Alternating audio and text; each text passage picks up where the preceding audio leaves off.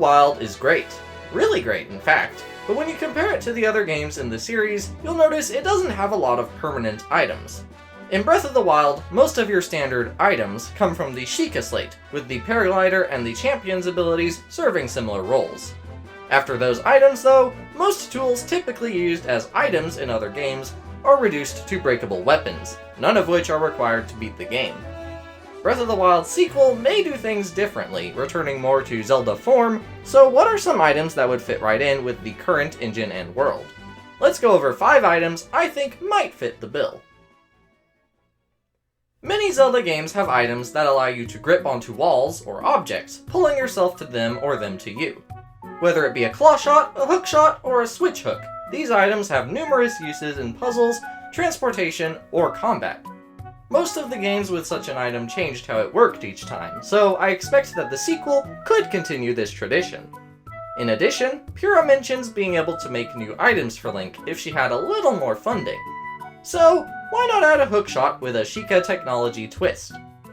Introducing the Magna Shot, a version of the hookshot based on the Magnesis rune. As you might expect, this item would pull you over to large magnetic surfaces or objects, just like the hookshot grabs onto wood. It would also let you pull smaller metal objects to you, like the current Magnesis rune, and could even be used to steal metal objects from enemies, giving it some combat applications. Supposing that Zelda gets the Sheikah Slate back, this would be a nice way to give Link some familiar abilities while also expanding his moveset. The next item isn't so much a single item as it is a set of items. One of the most hoped for additions to Breath of the Wild sequel is underwater exploration, which would immensely increase the world's potential for exploration, hidden secrets, new dungeons, new bosses, and more. But simply adding in the iron boots and letting Link sink wouldn't really work as an explanation for underwater travel since he's already worn much heavier equipment and stayed afloat. So instead of just boots, why not add a whole diving suit to justify the difference?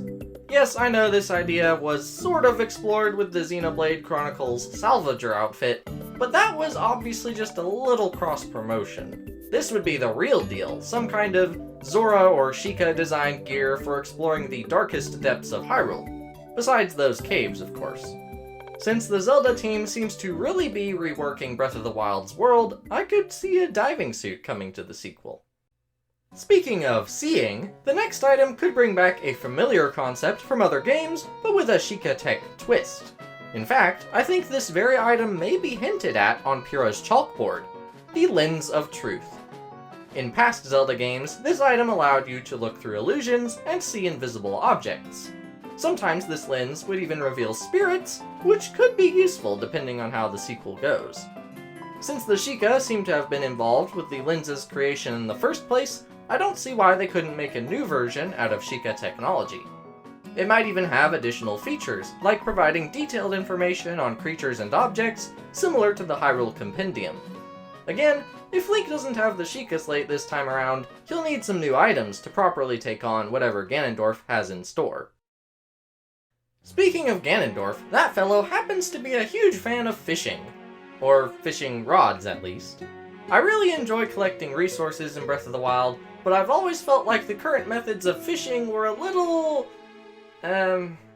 messy.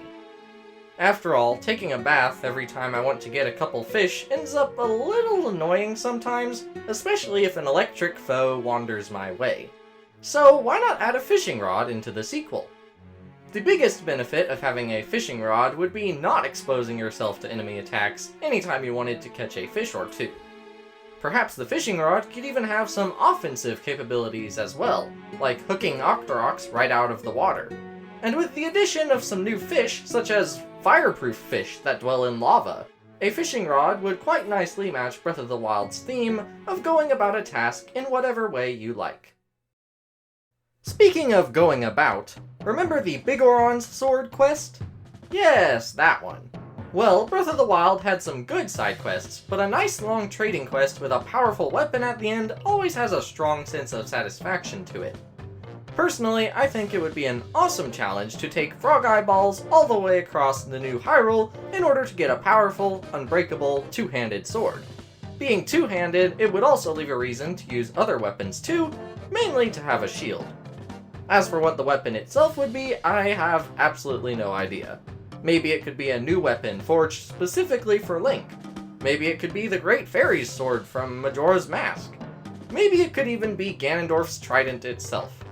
While I'm not sure the Biggoron sword itself would be able to return in the sequel, I'm sure they could add some other two-handed weapon that would surpass the Master Sword in strength.